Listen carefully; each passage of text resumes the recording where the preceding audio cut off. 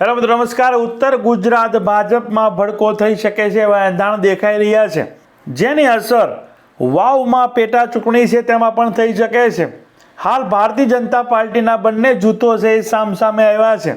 ભારતીય જનતા પાર્ટીમાં જૂથવાદ જોવા મળી રહ્યો છે। અગાઉ પણ બનાસકાંઠા લોકસભા સીટ પર ભારતીય જનતા પાર્ટીના જૂથવાદના કારણે ભારતીય જનતા પાર્ટીએ બનાસકાંઠા લોકસભાની સીટ ગુમાવી એવું રાજકીય વિશ્લેષકો કહી ચૂક્યા છે।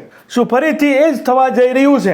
વાવ બેઠક જે કોંગ્રેસ પાસે જ હતી, જ્ઞાનીબેન ઠાકોર ધારાસભ્ય હતા, જે બનાસકાંઠા લોકસભા સીટ પર કોંગ્રેસને જે જીતાડે છે, ખાતું ખોલાવે છે, ભારતીય જનતા પાર્ટીના ગઢમાં ગાબડું પાડે છે। હવે વાવ બેઠક પર પેટા ચૂંટણી થવાની છે અને ભારતીય જનતા પાર્ટી આંતરિક જૂથવાદ જોવા મળી રહ્યો છે। ડીસા માર્કેટિંગ યાર્ડના ચેરમેન અને માજી ચેરમેન હાલના ધારાસભ્યો 2 થી 3 જૂથ છે એ આમને સામને આવ્યા છે। શું આ જૂથવાદને Bharatiya Janata party damage control કરી શકશે કે કેમ, કે પછી વાવ વિધાનસભા સીટ પર આ જૂથવાદની છે અસર જણાશે અને ભારતીય જનતા પાર્ટીને નુકસાન થઈ શકે છે? તો ઉત્તર ગુજરાતના રાજકારણમાં શું આ જૂથવાદ ચાલી રહ્યો છે અને શું એની અસર વાવ વિધાનસભા સીટ પર પડી શકે છે, તેની વિગતે ચર્ચા કરવી છે। તો અમારી ચેનલમાં ભારતમાં અને ગુજરાતમાં જે બી ઘટનાઓ ઘટતી હોય છે તેને સરળ ભાષામાં સમજાવતા હોઈએ છીએ।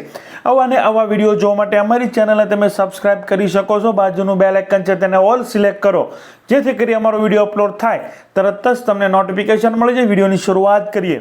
વાત ઉત્તર ગુજરાતના રાજકારણની છે, જે અગાઉ બનાસકાંઠા લોકસભાની ચૂંટણી વખતે પણ ભારતીય જનતા પાર્ટીમાં જૂથવાદ જોવા મળ્યો હતો। જે બી ઉમેદવાર ભારતીય જનતા પાર્ટીમાંથી આવ્યા હતા, રેખાબેન ચૌધરી, તેની સામે વિરોધ વ્યક્ત થયો હતો અને એ વિરોધ પણ નહીં, પરંતુ બનાસકાંઠા લોકસભા સીટ પર જ્ઞાનીબેન ઠાકોરને એનો ખૂબ ફાયદો થયો હતો। ભારતીય જનતા પાર્ટીના નારાજ નેતાએ ભારતીય જનતા પાર્ટીને હરાવવામાં જ ખૂબ મોટી ભૂમિકા છે એ ભજવી હતી। તો શું ઉત્તર ગુજરાતમાં ફરી એક વખત આ જૂથવાદના કારણે વાવ બેઠક પણ ભારતીય જનતા પાર્ટી જે ખેંચવા માંગે છે કોંગ્રેસ પાસેથી, એમાં કંઈક અડચણ થઈ શકે છે? જે બી આ જૂથવાદ જોવા મળ્યો છે। હાલ ડીસા માર્કેટિંગ યાર્ડના ચેરમેન ગોવાભાઈ રબારી, જે હાલ ચેરમેન છે, જે હજુ 1 જ વર્ષ થયા છે કોંગ્રેસ છોડીને ભારતીય જનતા પાર્ટીમાં આવ્યા છે, અને એ જે ચેરમેન પદ પર છે એ ચેરમેન પદ પર માવજીભાઈ દેસાઈ હતા। જે માવજીભાઈ દેસાઈ 2 ટર્મ ચેરમેનનું પદ ભોગવી અને ત્રીજી ટર્મમાં છે એ ન રહી શકે, એટલે ગોવાભાઈ રબારીને છે ચેરમેન બનાવવામાં આવ્યા। હાલ માવજીભાઈ દેસાઈ ધાનેરાના અપક્ષમાંથી ચૂંટાઈને આવેલા ધારાસભ્ય છે। અપક્ષમાં ચૂંટાયા બાદ માવજીભાઈ દેસાઈએ ભારતીય જનતા પાર્ટીને સમર્થન પણ આપ્યું છે, અને જે ગોવાભાઈ રબારી છે એ પણ મૂળ કોંગ્રેસી છે। હાલ ભારતીય જનતા પાર્ટીમાં જોડાઈ અને ચેરમેનનું પદ ભોગવી રહ્યા છે। પૂરો મામલો શું છે?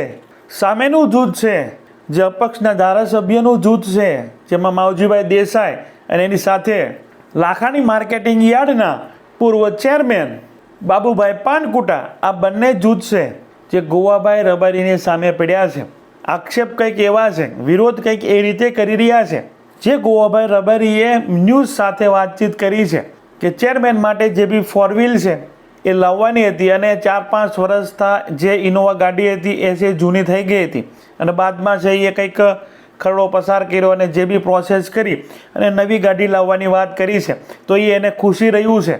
બીજા જે બી માર્કેટિંગ યાર્ડ છે ત્યાં તો લોકો ફોર્ચ્યુનર લઈને ફરે છે, પણ અમે તો માત્ર ઇનોવા લીધી છે। પરંતુ એ વિરોધ છે કે પછી કંઈ અન્ય વિરોધ છે, જે હાલ બંને જૂથો છે, ગોવાભાઈ રબારી છે એ પણ રબારી સમાજમાંથી આવે છે, માવજીભાઈ દેસાઈ છે એ બી રબારી સમાજમાંથી આવે છે, બંને હાલ ભારતીય જનતા પાર્ટીમાં છે।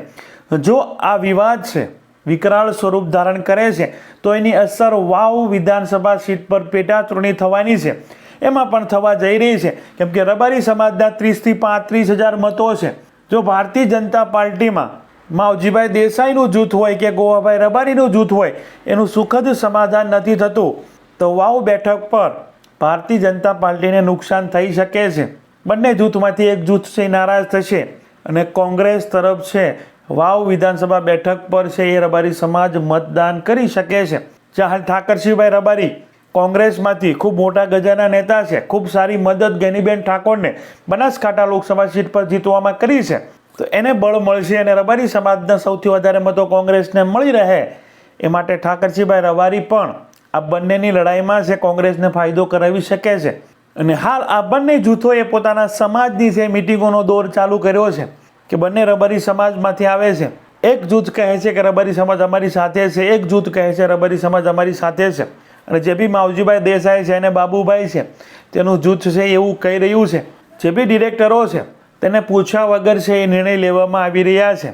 એનો વિરોધ માવજીભાઈ દેસાઈ અને બાબુભાઈ જે પૂર્વ ચેરમેન છે બંને, અને હાલ માવજીભાઈ દેસાઈ તો ધારાસભ્ય છે, એ બંનેનું જૂથ છે એ વિરોધ કરી રહ્યું છે. હજુ ભારતીય જનતા પાર્ટીએ કે એના સંગઠને કોઈ રસ લીધો નથી કે રસ દાખ્યો નથી. અંદર ખાને જે બી સમાધાનની વાત ચાલી રહી હોઈ શકે, પરંતુ હાલ જે કંઈ બંને જૂથો આમને સામને આવ્યા છે તેને ઉત્તર ગુજરાતના રાજકારણમાં છે ગરમાવો લાવી દીધો છે. અગાઉ બનાસકાંઠા લોકસભા સીટ પર પણ ભારતીય જનતા પાર્ટીમાં છે જૂથવાદ જોવા મળ્યો હતો. ઘણા બધા જૂથોએ શંકરભાઈ ચૌધરીની સામે ઉમેદવાર બદલવાની માંગ કરી હતી. ઠેઠ પ્રદેશ અધ્યક્ષને પણ વાતચીત કરી હતી, હાઈકમાન્ડ સુધી પણ વાત પહોંચાડી હતી કે ઉમેદવાર બદલવામાં આવે નહીંતર ભારતીય જનતા પાર્ટી છે એ હારી શકે છે. પરંતુ એ દરેક જે બી સંગઠનમાં કાર્યકર્તાઓ છે કે નેતાઓ છે તેને ઇગ્નોર કરી અને રેખાબેન ચૌધરીને ચલાવવામાં આવ્યા. અને જે પરિણામ આવ્યું, જ્ઞાનીબેન ઠાકોર છે એ જીત્યા અને કોંગ્રેસનું ખાતું છેલ્લા 2 ટર્મથી ખુલતું નહોતું ગુજરાતમાં, તે છે એ જ્ઞાનીબેન ઠાકોર ખોલવામાં સફળ રહ્યા. આ જે બી ઘટનાક્રમ થયો છે, જે બી વિવાદ થયો છે, જે કે ગાડીનો પ્રોબ્લેમ છે અને જે બી માર્કેટિંગ યાર્ડની પ્રોપર્ટી છે જે હાલ બિસ્મારક હાલતમાં હોઈ શકે કે પડે તો છે એના જવાબદાર છે માર્કેટિંગ યાર્ડ છે એ રહેશે. બે વિવાદની વાતચીત કરી છે, પરંતુ અંદર ખાને શું રંધાઈ રહ્યું છે? બંને છે મૂળ ભારતીય જનતા પાર્ટીના નેતા નથી. 1 વર્ષ પહેલાં છે ગોવાભાઈ રબારી ભારતીય જનતા પાર્ટીમાં આવ્યા છે અને હજુ અપક્ષમાં માવજીભાઈ દેસાઈ છે એ છૂટાઈને આવ્યા છે અને હાલ બંને ભાજપમાં છે. અને જો આ વિવાદ છે એ વિકરાળ સ્વરૂપ ધારણ કરે તો ભારતીય જનતા પાર્ટીને નુકસાન થઈ શકે છે. અને જ્ઞાનીબેન ઠાકોરના કોંગ્રેસને કે જ્ઞાનીબેન ઠાકોરના વાવમાં છે કોંગ્રેસને આ તકનો લાભ લઈ અને આનો ફાયદો થઈ શકે છે. ખૂબ જ નિર્ણાયક મતો રબારી સમાજના છે વાવ વિધાનસભા સીટ પર. તો જોવાનું રહેશે ભારતીય જનતા પાર્ટી સુખદ સમાધાન લાવે છે, કંઈ સારી રીતે ડેમેજ કંટ્રોલ કરે છે, બંને સાથે બેસીને બંને કોઈ બળવો ન કરે એ રીતે સુખદ સમાધાન કરવાના પ્રયત્નો કરી શકે છે. અને એક વાત સૂત્રો દ્વારા એ પણ આવી રહી છે, એ પેટા ચૂંટણી છે જે સ્થાનિક સ્વરાજ્યની ચૂંટણીઓ આવી રહી છે તેની પહેલાં છે એ કરાવી શકે છે.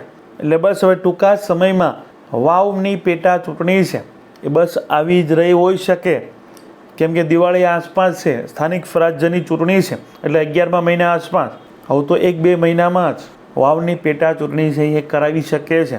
તો જે બી વિવાદ ચાલી રહ્યો છે ઉત્તર ગુજરાતમાં ભારતીય જનતા પાર્ટીના જૂથો છે આમને સામને આવી રહ્યા છે. તમારું શું માનવું છે? શું એની અસર વાવ પેટા ચૂંટણી પર થવાની છે? તમારું શું માનવું છે? વાવ પેટા ચૂંટણી પર ક્યાં ઉમેદવારો સૌથી આગળ ચાલી રહ્યા છે બંને પાર્ટીમાંથી? અને વાવ વિધાનસભા સીટ પર કોણ જીતવા જઈ રહ્યું છે? શું ગુલાબસિંહ રાજપૂત કે ઠાકરસિંહભાઈ રબારી કે કોંગ્રેસમાંથી પણ ઠાકોર સમાજના ઉમેદવાર આવશે? ભારતીય જનતા પાર્ટીમાંથી સ્વરૂપજી ઠાકોર જ આવશે કે ચૌધરી પટેલ સમાજના ઉમેદવાર આવશે? તમારા વિચારો છે જરૂર કમેન્ટ બોક્સમાં છે રજૂ કરજો. અમારી ચેનલમાં ભારતમાં અને ગુજરાતમાં જે બી ઘટનાઓ ઘટતી હોય છે તેને સરળ ભાષામાં સમજાવતા હોઈએ છીએ. અમારા વિડીયોથી તમને કંઈક નવી માહિતી જાણવા મળી હોય તો અમારી ચેનલને તમે સબસ્ક્રાઈબ કરી શકો છો. બાજુનું બેલ આઇકન દબી જેથી કરી અમારો વિડીયો અપલોડ થાય તરત જ તમને નોટિફિકેશન મળી જાય. Thank you. નેક્સ્ટ વિડીયોમાં મળીએ.